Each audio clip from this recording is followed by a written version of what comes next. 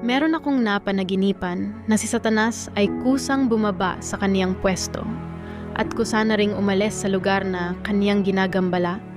Ganoon kahina si Satanas kapag nagsalita ang ating Diyos. Kasunod sa pagbaba ni Satanas, mayroon akong nakitang mga sumusunod sa kanya na mga bata pa at hindi na nila alam kung saan pupunta. At noong nasilayan nila ang presensya ng Diyos, sila din naman ay madaling matauhan at magbago.